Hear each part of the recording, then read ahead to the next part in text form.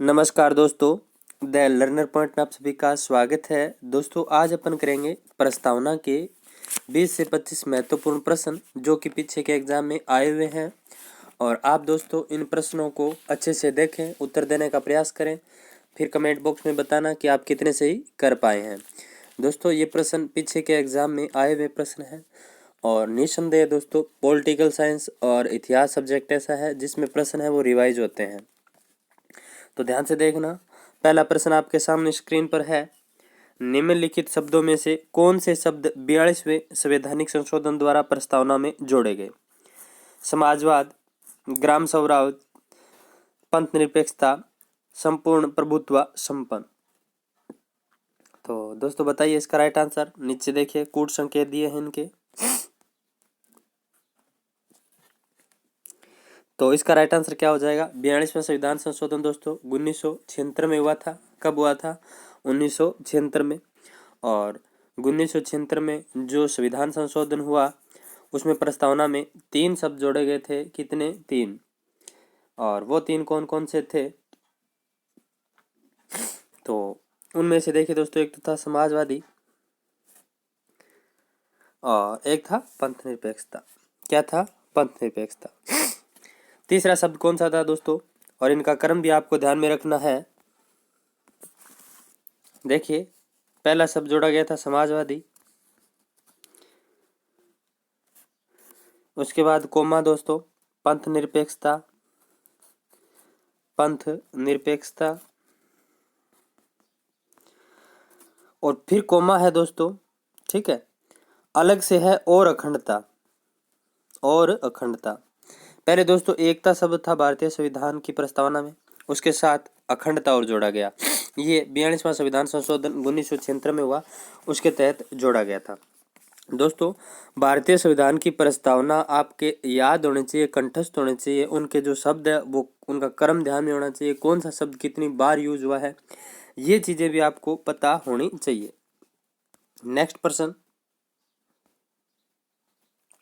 भारत एक गणराज्य है, इसका अर्थ है सभी मामलों में अंतिम अधिकार जनता के पास है।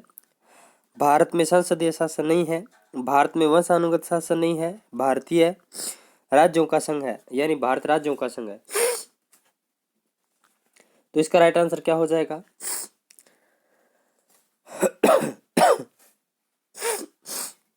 भारत में वंशानुगत शासन नहीं है, यानी भारत एक गणतंत्र है, इसका मतलब है भारत में वंशानुगत शासन नहीं है।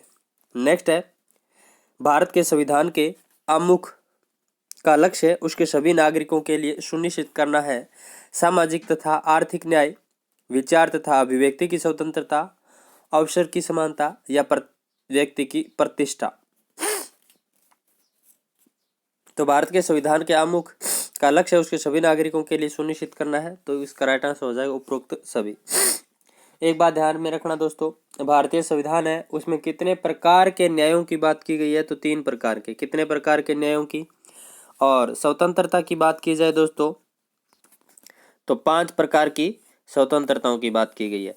और 3 जो न्याय के शब्द है दोस्तों उनका क्रम ध्यान रखना, सामाजिक, आर्थिक, राजनीतिक न्याय। और स्वतंत्रता है दोस्तों 5, उनकी है विचार, अभिव्यक्ति, विश्वास, धर्म और उपासना।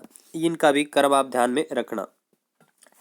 नेक्स्ट है, भारत में लौकिक सार्वभौमिकता है क्योंकि संविधान की प्रस्तावना आरंभ होती है प्रजातांत्रिक भारत शब्दों से, जनता के जनतंत्र शब्दों से, जनता के लोकतंत्र शब्दों से, हम भारत के लोगों से। तो दोस्तों भारत की प्रस्तावना हम भारत के लोगों से शुरू होती है। एक बार आपको भारत की प्रस्तावना फास्ट पढ़कर सुना देता हूँ। हम भारत के लोग, यानी ये बात बोलता है हम भारत के लोग, यानी भारत की संप्रभुता किस में निहित है? भारत की जनता में है, यानी सर्वोच्च कौन है? भारत की जनता है। भारत को एक संपूर्ण प्रभुत्व संपन्न समाजवादी पंथ निरपेक्ष लोकतंत्रात्मक गणराज्य बनाने के लिए तथा उसके समस्त नागरिकों को सामाजिक, आर्थिक, राजनीतिक न्याय, विचार, अभिव्यक्ति, विश्वास, धर्म और उपासना की स्वतंत्रता, प्रतिष्ठा और अवसर की समता प्राप्त करने के लिए तथा उन सब में व्यक्ति की गरिमा और राष्ट्र की एकता और अखंडता सुनिश्चित करने वाली बंधुता बढ़ाने के लिए दृढ़ संकल्प होकर अपनी इस संविधान सभा में आज दिनांक 26 नवंबर 1949 मिति मार्ग शुक्ल सप्तमी संवत 2006 विक्रमी को एदत इस संविधान को अंगीकृत अधिनियमित और आत्मार्पित करते हैं। ये प्रस्तावना आप ध्यान में रखना दोस्तों। नेक्स्ट है, संविधान की प्रस्तावना के बारे में कौन सा सही है? समाजवादी धर्मनिरपेक्ष शब्द 1950 में लागू, संविधान के अंग नहीं थे। उक्त शब्द 1977 में संशोधन द्वारा जोड़े गए। उक्त शब्द 1985 संशोधन द्वारा जोड़े गए। उक्त शब्द संविधान की प्रस्तावना के अंग नहीं है। तो देखिए, समाजवादी धर्मनिरपेक्ष शब्द 1950 में लागू, संविधान के अंग नहीं थे, तो ये बिल्कुल सही है, नहीं थे। नेक्स्ट है, कल्याणकारी राज्य का उद्देश्य है अधिकतम संख्या का अधिकतम कल्याण सुनिश्चित करना या कमजोर वर्गों के कल्याण का प्रबंधन करना। तो कल्याणकारी राज्य का अर्थ क्या होता है? अधिकतम संख्या का अधिकतम कल्याण सुनिश्चित करना। नेक्स्ट देखिए दोस्तों, संविधान की उद्देशिका के संबंध में निम्नलिखित कथनों पर विचार करिए और दिए गए कूट की सहायता से बताइए कि इनमें से कौन सा सही है। देखिए, पंडित नेहरू द्वारा प्रस्तुत ऑब्जेक्टिव प्रस्ताव अंतोगत व उद्देश्य क्या बना? इसकी प्रकृति न्याय योग्य नहीं है, इसका संशोधन नहीं किया जा सकता, संविधान के लिए विशिष्ट प्रावधानों को यह रद्द नहीं कर सकता। तो बताइए दोस्तों, कौन सा सही होगा? सही देखना है अपन को।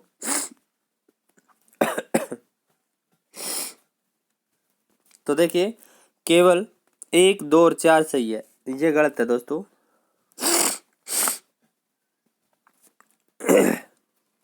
ऑब्जेक्टिव प्रस्ताव उद्देशिका बिल्कुल सही, न्याय योग्य नहीं है और संविधान के विशिष्ट प्रावधानों को रद्द नहीं कर सकता। नेक्स्ट देखिए, भारतीय गणतंत्र की 26 नवंबर 1950 को सही संवैधानिक वस्तुस्थिति क्या थी जब संविधान लागू किया गया? लोकतंत्र, गणतंत्र, संपूर्ण प्रभुत्व संपन्न धर्मनिरपेक्ष लोकतंत्रात्मक गणराज्य, संपूर्ण प्रभुत्व संपन्न लोकतंत्रात्मक गणराज्य, संपूर्ण प्रभुत्व संपन्न समाजवादी धर्मनिरपेक्ष लोकतंत्रात्मक गणराज्य। तो 10 का राइट आंसर क्या हो जाएगा? सी, संपूर्ण प्रभुत्व संपन्न लोकतंत्रात्मक गणराज्य। नेक्स्ट है, निम्न में से कौन सही है? सामाजिक समानता संविधान के प्रत्याभूत नहीं है, देश में सामाजिक समानता पहले से विद्यमान थी, सामाजिक समानता संविधान में प्रत्याभूत है, उपयुक्त में से कोई नहीं। आया हुआ प्रश्न है दोस्तों, इसका राइट आंसर क्या हो जाएगा? निम्न में से कौन सा सही है? सामाजिक समानता संविधान में प्रत्याभूत है। नेक्स्ट है, भारत के संदर्भ में निम्नलिखित में से कौन धर्मनिरपेक्ष शब्द का सही भाव व्यक्त करता है? देखिए, भारतीय प्रस्तावना में धर्मनिरपेक्ष शब्द है दोस्तों, ये इसका सही भाव क्या है? भारत में अनेक धर्म है, भारतीयों को धार्मिक स्वतंत्रता प्राप्त है, धर्मानुपालन व्यक्ति की इच्छा पर निर्भर करता है, भारत में राज्य का कोई धर्म नहीं है। तो भारतीय राज्य का कोई धर्म नहीं है दोस्तों, यह सभी धर्मों को समान दृष्टि से देखता है। नेक्स्ट देखिए, निम्नलिखित शब्दों में से कौन सा शब्द सन 1975 में भारतीय संविधान की प्रस्तावना में सम्मिलित नहीं था? बंधुत्व, संप्रभुता, समानता या अखंडता? तो अखंडता नहीं था दोस्तों। नेक्स्ट है, निम्नलिखित में से कौन सा शब्द भारत के संविधान की उद्देशिका में नहीं है? समाजवादी, पंथ निरपेक्ष, प्रभुता संपन्न, लोक कल्याण। तो क्या हो जाएगा इसका राइट आंसर? 14 का डी, लोक कल्याण। बाकी ये है। नेक्स्ट है, निम्नलिखित में से किस वाद में उच्चतम न्यायालय ने धारणा प्रस्तुत की कि उद्देशिका संविधान का भाग है? ऑप्शन आपके सामने है दोस्तों, देख लीजिए, मैं डायरेक्ट सही बताऊंगा। निम्नलिखित में किस वाद में उच्चतम न्यायालय ने धारणा प्रस्तुत की कि उद्देशिका संविधान का भाग है? तो इसका राइट आंसर हो जाएगा बम्बई बनाम यूनियन ऑफ इंडिया। नेक्स्ट है, निम्नलिखित में से कौन सी भारतीय संविधान की विशेषता नहीं है? संसदात्मक सरकार, अध्यक्षतात्मक सरकार, स्वतंत्र न्यायपालिका या संघात्मक सरकार। तो 16 का राइट आंसर हो जाएगा बी, नहीं है, अध्यक्षात्मक सरकार नहीं है। नेक्स्ट है, निम्नलिखित में से कौन सा राज्य का सबसे महत्वपूर्ण तत्व है? ध्वज, राजधानी, संप्रभुता या शासनाध्यक्ष। तो संप्रभुता। नेक्स्ट है, भारतीय संविधान की प्रस्तावना के सिलसिले में निम्नलिखित में से कौन सा क्रम सही है? दोस्तों, भारतीय संविधान की प्रस्तावना के क्रम आपको ध्यान में रखने हैं। सार्वभौम, सत्ता संपन्न, समाजवादी, धर्मनिरपेक्ष, जनतंत्र, गणराज्य।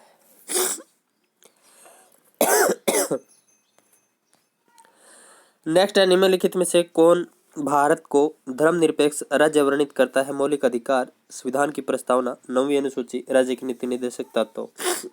तो धर्मनिरपेक्ष यानी यहाँ का कोई धर्म नहीं है, तो ये संविधान की प्रस्तावना। नेक्स्ट देखिए, यानी भारतीय संविधान की प्रस्तावना है वो दोस्तों धर्मनिरपेक्ष राज्य का वर्णन करती है, यानी भारत एक धर्मनिरपेक्ष राज्य है। नेक्स्ट, भारतीय संविधान की प्रस्तावना में जिन आदर्शों एवं उद्देश्यों की रूपरेखा दी गई है उनकी व्याख्या की गई है? राज्य के मूल अध्यायों में, राज्य के नीति निर्देशक सिद्धांतों में, या मूल अधिकारों, राज्य के नीति निर्देशक सिद्धांतों में, मौलिक कर्तव्यों में, या संविधान के पाठ में? कहीं नहीं। तो इसका राइट आंसर हो जाएगा सी। नेक्स्ट है, भारतीय संविधान की प्रस्तावना में निम्नलिखित में से किस स्वतंत्रता का वर्णन नहीं है? विचार की स्वतंत्रता, विचार प्रकट करने की स्वतंत्रता, विश्वास की स्वतंत्रता या आर्थिक स्वतंत्रता। तो आर्थिक स्वतंत्रता नहीं है। 5 प्रकार की स्वतंत्रताओं का जिक्र किया गया है, 3 प्रकार के न्यायों का जिक्र किया गया है, ध्यान रखना। नेक्स्ट है, 26 नवंबर 1949 को अंगीकृत भारतीय संविधान की प्रस्तावना में शब्द सम्मिलित नहीं थे? समाजवादी, पंथ निरपेक्ष, अखंडता या गणराज्य। तो नीचे ऑप्शन है आपके सामने 1 2 3, 2 3 4, 1 2 4 या 3 4। तो दोस्तों इसका राइट आंसर हो जाएगा ए, समाजवादी नहीं था, पंथ निरपेक्षता नहीं था, अखंडता नहीं था, गणराज्य था। दोस्तों, भारतीय संविधान की प्रस्तावना से संबंधित कुछ आपको बातें बता देता हूं। भारतीय संविधान की जो प्रस्तावना है ना दोस्तों, उसमें भारत शब्द है, भारत शब्द ये 2 बार आया है। कितनी बार? 2 बार, ध्यान रखना। नागरिक शब्द है यह है 1 बार। कितनी बार? 1 बार। इसके अलावा जो व्यक्ति शब्द है वो 1 बार आया है। कितनी बार? 1 बार व्यक्ति शब्द है। लोग शब्द है वो भी 1 बार आया है। समानता की यदि बात करें दोस्तों, तो भारतीय संविधान है वो 2 प्रकार की समानताओं की बात करता है। कितने प्रकार की? 2 प्रकार की समानताएं, अवसर और प्रतिष्ठा की समानता। न्याय की यदि बात करूं दोस्तों, तो 3 प्रकार के न्याय की बात करता है, सामाजिक, आर्थिक और राजनीतिक। स्वतंत्रता की यदि बात करें दोस्तों, तो 5 प्रकार की स्वतंत्रताओं की बात करता है, विचार, अभिव्यक्ति, धर्म, उपासना और विश्वास। तो ये चीजें आपको ध्यान में रखनी है। नेक्स्ट है, संविधान में दिया गया आमुख न्यायालय में लागू होता है, महत्वपूर्ण है और उसकी उपयोगिता है, शासन करने के उद्देश्य को उल्लेखित करता है, संविधान के कानून अर्थ निर्णय में सहायता करता है। तो देखिए कूट आपके सामने है।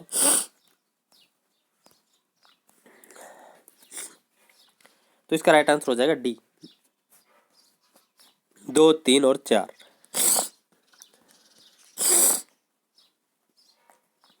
नेक्स्ट है, समाजवादी तथा धर्मनिरपेक्ष शब्द संविधान की प्रस्तावना में कब सम्मिलित किए गए? बहुत आसान सा है। तो 42वां संविधान संशोधन 1976 के द्वारा समाजवादी, धर्मनिरपेक्ष शब्द प्रस्तावना में सम्मिलित किए गए। नेक्स्ट है, सभी व्यक्ति पूर्णतः और समान रूप से मानव है, यह सिद्धांत जाना जाता है। सार्वभौमिकता, समष्टिवाद, समाजवाद या अंतःक्रियावाद। तो इसका राइट आंसर हो जाएगा सार्वभौमिकता। तो ये 25% थे दोस्तों भारतीय संविधान की प्रस्तावना से संबंधित सारे के सारे प्रश्न, आए हुए प्रश्न। तो ये वीडियो आपको कैसा लगा मुझे कमेंट बॉक्स में आप जरूर बताना।